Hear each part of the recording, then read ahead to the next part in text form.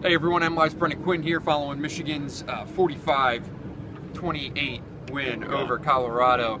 It took a few takes to get there, but Nick, let's start with what you saw from this group responding early.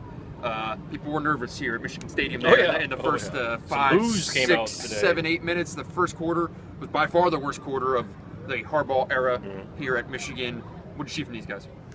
Well, they have a star. Jabril Peppers, we knew he was a star anyway, but today was maybe the best game he's played from a complete defensive and kick return. I mean, 180 yards return, had the touchdown, 9 tackles, 3.5 TFL. I think he's already got 10 tackles for loss, 3 games or something like that. So they have a star, and they kind of rode the back of him and some special team stuff. There's some holes, and I guess you give him credit for being resilient, I suppose, and kind of not panicking. Wilton Speight wasn't very good for most of the game. Didn't totally panic and didn't do anything that was just a total disaster to kick off a powder keg or anything like that. So they flirted with that edge, but seemed to kind of find a way. And frankly, Harbaugh said it. If Peppers isn't on this team, they probably would have lost that game, or at least it would have been really close. Well, down the wire. 2 things could have easily changed the outcome: Jabril Peppers not being on Michigan, and if Colorado hadn't just shot itself in the foot over and over again. I mean, I'm not going to ask you to recount all of them, but how close was Colorado to actually winning this thing if it weren't for themselves? Well, Michigan's first score was on a block punt that Grant Perry returned 6 yards, and then their punter, I can't remember his name, but he kicked another punt into the back of his own guy. We don't need to remember his name.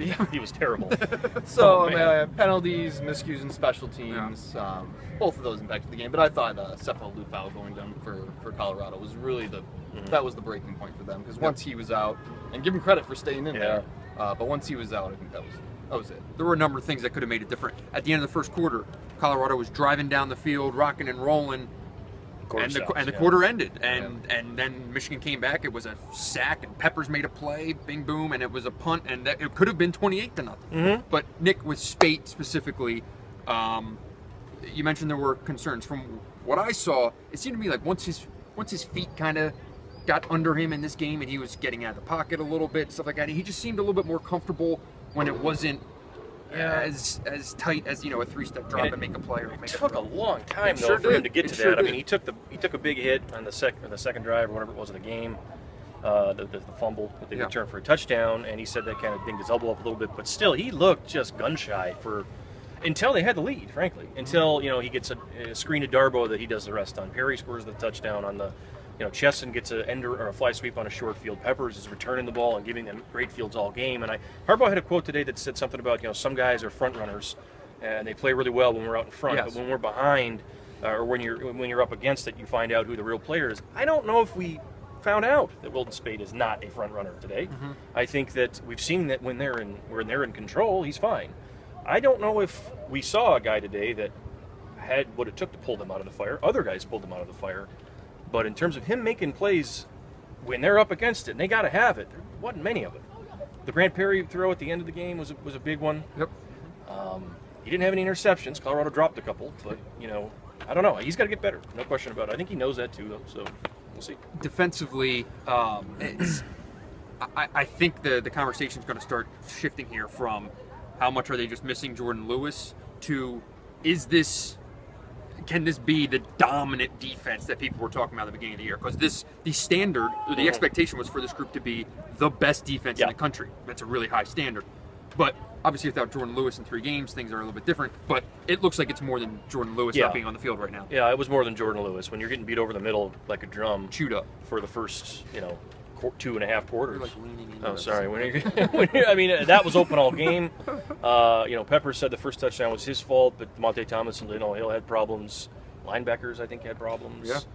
I got somebody yelled at me in the first quarter and was trying to blame me for all this because I told people on Twitter anyway. They said I told people not to worry last week. I didn't tell anybody not to worry. I just said you overreacted to in a 51 to whatever win. In this case, there were different problems that showed up that haven't been there in the past, getting burned down the middle on seams. I thought the offensive line, again, who continues to take terrible hits from people, still had, Davion Smith was fine, Ty Isaac had some nice runs. But what showed up today was Wilton Speight being under pressure and really struggling to get his feet under him, and your secondary. I mean, maybe Jordan being in there helps a little bit, I guess, but you don't have Jared Wilson either, and he's the guy who directs traffic in the middle, and you got to be better. So, I don't know. I can't wait till people yell at you for this absurd camera angle that you have created over the course of tonight's show. You just leaned right on into it. But we're not going to record it again because that game took about 6.5 hours. That was a long game. And at some point we have to write some words. So that'll do it for tonight. We're going to wrap it up. For Matt, for Nick, I'm Brendan. Thanks for watching.